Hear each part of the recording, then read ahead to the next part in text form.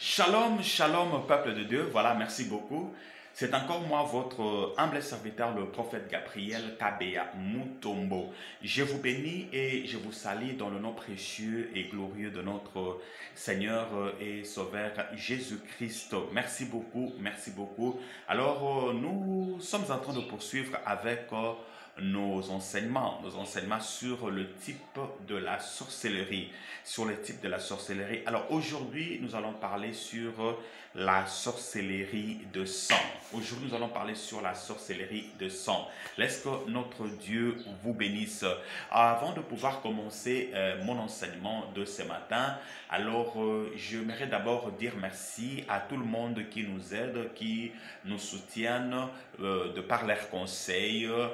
Vraiment que notre Dieu vous bénisse. J'ai dit merci à notre maman Janine depuis la Belgique. Vraiment que notre Dieu vous bénisse, maman Janine, pour tout ce dont vous êtes en train de faire pour que nous soyons toujours, comment dirais-je, en ligne. Nous disons merci aussi à notre maman Mamie depuis les États-Unis. Vraiment que notre Dieu vous bénisse. Et nous disons merci à notre maman Alliance. Nous disons merci beaucoup aux servants de Dieu et aux serviteurs de Dieu qui nous suivent de partout dans le monde entier. Grâce à vous, nous sommes en train de passer cette émission ici. En tout cas, que notre Dieu vous bénisse. C'est comme je disais à mon introduction, aujourd'hui nous allons parler sur le type de la sorcellerie. Nous avons énuméré, nous avons dit que nous avons plus ou moins 4 types de la sorcellerie. Nous avons la sorcellerie consciente, nous avons la sorcellerie inconsciente, nous avons la sorcellerie des sangs et nous avons la sorcellerie de pensée. Voilà. Alors aujourd'hui, nous allons parler sur la sorcellerie de pensée, plutôt sur la sorcellerie de sang. Alors, nous allons parler sur la sorcellerie de sang. Quand on dit la sorcellerie c'est quoi?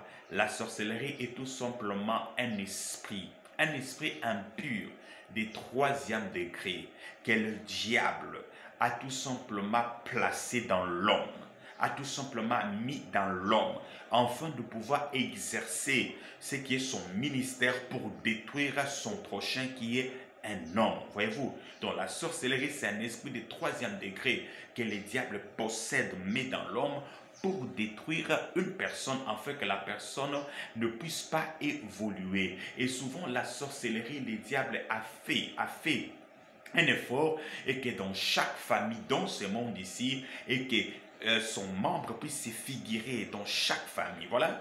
Voyez-vous, donc il faut faire un effort maintenant de pouvoir détecter qui parmi nous a cet esprit-là. Et si vous persistez ou bien si vous demeurez toujours avec une personne qui a cet esprit en vous, vous pouvez avoir 100 000 dollars. Vous pouvez avoir 100 000 dollars. Mais laisse-moi vous dire, vous ne ferez absolument rien avec cet argent-là. Pourquoi? Parce que vous avez un esprit de la sorcellerie et cet esprit-là a comme objectif de pouvoir vous détruire. Voilà. Vous pouvez commencer quelque chose, mais vous n'allez pas aboutir. Pourquoi? Parce que vous avez un sorcier. Vous avez les démons de la sorcellerie en vous, dans votre famille. Voyez-vous? Donc, c'est un esprit que le diable a placé juste pour détruire les gens. Alors, vous savez, quand vous prenez dans la Bible, le livre de Matthieu 10, le verset 36, on dit « L'homme aura comme adversaire les gens de sa maison. L'homme aura comme ennemi les gens de sa famille. » Dans votre famille, d'où vous êtes né, dans votre famille restreinte, si Dieu vous a fait grâce de ne pas avoir un sorcier, sachez que dans la famille élargie, ces gens-là existent. Personne sur cette terre ne dira que dans ma famille, nous nous sommes quittes. Là, c'est que vous ne connaissez pas comment est-ce que le monde des esprits fonctionne. Il suffit simplement de suivre ce genre d'enseignement et vous allez comprendre. Ouais, il y a des signes de détecter quelqu'un qui a la sorcellerie. Vous pouvez voir dans votre famille, vous êtes bien en famille, mais vous remarquez quelqu'un qui a toujours, comment dirais-je, une mauvaise foi. par rapport aux autres personnes. Il n'aime pas les gens. Vous pouvez voir dans une famille, vous êtes ensemble, mais vous vivez bien. Mais il y a parmi vous quelqu'un, il a la jalousie. Il a la jalousie. Alors, partons de ça, voyez-vous. Alors, cette personne-là est tout simplement un agent de sorcier. Voyez-vous, la jalousie ne vient pas de Dieu. Vous pouvez voir parmi vous quelqu'un qui est là. Il aime toujours diviser les gens. Il aime toujours créer des zizanies. Voyez-vous, vous pouvez parler quelque chose. Il prend la chose que vous avez parlé pour aller interpréter de sa façon. Alors, quand il interprète de sa façon, il attend que ça puisse barder. Voyez-vous? Alors, vous pouvez détecter quelqu'un qui a la sorcellerie de par sa façon comportementale. Voyez-vous? Quelqu'un qui peut simplement être impoli à un niveau que vous ne comprenez pas. Un enfant peut avoir un démon de la sorcellerie. Voyez cet enfant-là qui s'habille autrement. Voyez-vous? Il s'habille autrement. C'est comme un enfant que nous avons prié. Et elle s'appelle Belinda, voyez-vous, s'appelle Belinda, cette sœur-là, elle avait plus ou moins 10 ans. Qu'est-ce que sa maman a remarqué? Sa maman a remarqué une chose qui s'est passée au sein de leur maison. Cet enfant-là aimait toujours s'habiller comme une grande personne, des courtes jupes, et elle mettait des maquillages, elle avait des sacs, tout ça là, comme de grandes personnes. Alors, cet enfant-là avait un aspect de pute, excusez-moi les termes, l'aspect de pute. Alors, cette maman l'a remarqué, non, homme de Dieu.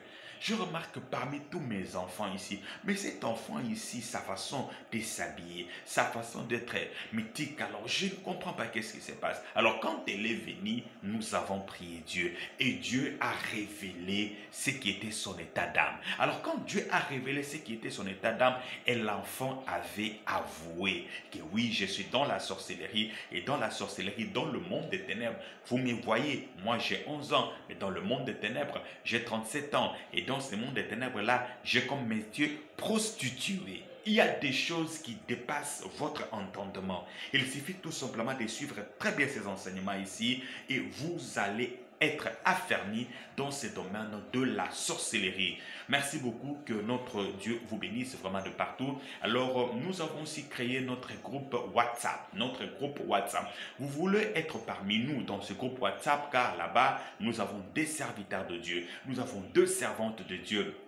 Alors, nous donnons des conseils aux mamans mariées, nous donnons des conseils aux jeunes adolescents, nous donnons des conseils à tout le monde qui se figure dans le groupe. Alors, vous voulez vous joindre à nous, vous voulez être notre membre de groupe, tout simplement envoyez-moi votre numéro à ce numéro WhatsApp, plus 243 97 68 71 071. Là, quand vous envoyez directement, j'aurai votre numéro et vous allez être notre membre effectif. Voilà, que notre Dieu vous bénisse. Aujourd'hui, à mon introduction, je disais que je vais parler sur la sorcellerie du sang. Quand on parle de la sorcellerie du sang, c'est quoi? C'est la sorcellerie qui circule dans le veine. C'est la sorcellerie qui est dans le sang. C'est la sorcellerie qui coule dans vos veines. Bien-aimés frères et sœurs, laisse-moi vous dire une chose. Le combat spirituel est une réalité. Si tu ne t'engages pas dans le combat s'engagera dans ta vie. Ayez le temps de pouvoir prier. Ayez le temps de pouvoir méditer. Ayez le temps de pouvoir avoir un père spirituel, un pasteur avec qui vous priez comme je suis en train de parler. Nous avons le temps de pouvoir prier ensemble. Nous avons le temps de pouvoir chercher la face de Dieu. Et là, vous verrez, vous allez avancer dans votre vie. Si vous ne le faites pas, et que vous êtes tout simplement, vous dites que non, moi je ne peux pas, je reste comme ça, je ne vais pas aller à l'église, sachez que le combat va s'engager dans votre vie. Voyez-vous. Alors, nous sommes en train de parler sur les types de la sorcellerie. Aujourd'hui, nous allons épingler un point sur la sorcellerie des sangs.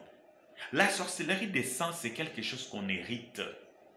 J'avais prêché autrefois pour dire, l'héritage c'est un droit. Parce que l'on est né d'une famille. Voyez-vous, on est né d'une famille. Vous avez un père qui a beaucoup d'argent. Alors, vous êtes son enfant. Vous avez les droits, qu'on le veuille ou pas. Pourquoi? Parce que vous êtes le sang de cet homme-là. Le sang qui coule dans vos veines provient de cet homme-là. Vous ne pouvez pas dire que non, je ne vais pas, je ne suis pas son sang. Non, bien-aimé, détrompez-vous. Hébreux 2, le verset 14, la Bible dit, de la même façon que les enfants héritent les sangs de leurs parents. Les sangs que vous avez, ça provient de vos parents, ça provient de votre grand-père, ça provient de votre arrière-grand-père. Alors, la sorcellerie du sang circule, et plutôt la sorcellerie du sang circule par héritage du sang. La sorcellerie des sangs circule par héritage du sang.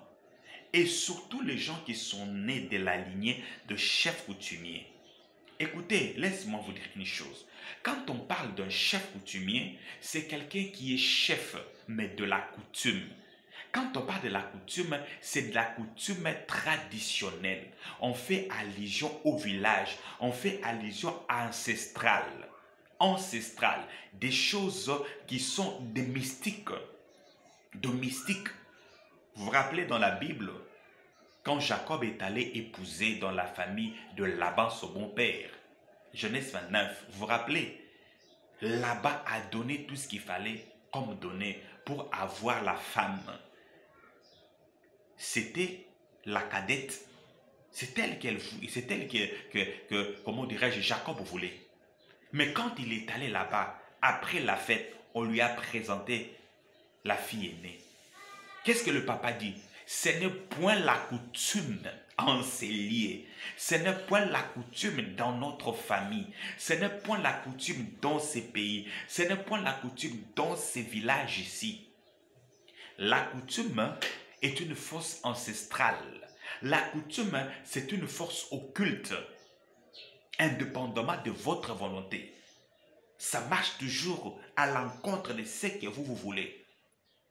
Une personne qui ne voulait pas être polygame, mais à cause de la coutume, la personne se retrouve polygame. Alors, quand on parle de la coutume, on fait allusion à la force ancestrale, la sorcellerie. Alors, nous avons dit ceci, que la sorcellerie des sangs est héritée parce que vous avez le sang de X, Y personnes. Et surtout les gens qui sont nés dans la lignée des chefs coutumiers. Bien-aimés, si votre arrière-grand-père, arrière-arrière-grand-père était un sorcier, sachez qu'en vous, vous avez le sang de la sorcellerie. Vous devez avoir la délivrance. J'ai toujours donné cet exemple-là. Voyez-vous, les gens qui veulent se marier, on leur dit allez faire l'examen de l'électrophorèse. C'est pour déterminer s'il y a la compatibilité des sangs. Il y a de ces gens-là qui se marient, ils ne sont pas compatibles de se marier. Pourquoi? Parce que les parents sont des donneurs de sang. Ça, c'est selon la médecine. Nous avons le groupe AA, nous avons le groupe AS et nous avons le groupe SS. Alors, ce sont deux parents qui donnent le sang. Et si dans votre vie, vous êtes AS, votre femme est AS, sachez que vous allez donner des enfants SS. Pourquoi? Parce que c'est les parents qui donnent le sang. Spirituellement parlant aussi, on hérite le sang. Le sang. Et dans le sang, il y a des esprits qui circulent. Alléluia. La sorcellerie des sangs. Bien-aimé, j'aimerais aujourd'hui développer sur la sorcellerie des sangs. La sorcellerie des sangs provient de votre arrière-grand-père parce que c'est un chef coutumier. Si votre papa n'est pas sorcier conscient, mais il porte le sang de la sorcellerie, il vous a mis aussi au monde. Vous avez le sang de la sorcellerie. Et si cet esprit vous a échappé, ça ne va pas échapper vos enfants bien-aimés. Le diable fera de sorte qu'il puisse réactiver cet esprit-là afin de pouvoir vous combattre. Vous avez besoin de la délivrance des sangs. Très important, bien-aimés. Alors, je m'arrête là, je vais continuer mon enseignement. Vous avez besoin de la prière, appelez le prophète Gabriel. Nous allons prier. Plus 243, 97, 68, 71, 071. Nous allons poursuivre sur le méfait de la sorcellerie du sang. Et là, vous allez comprendre.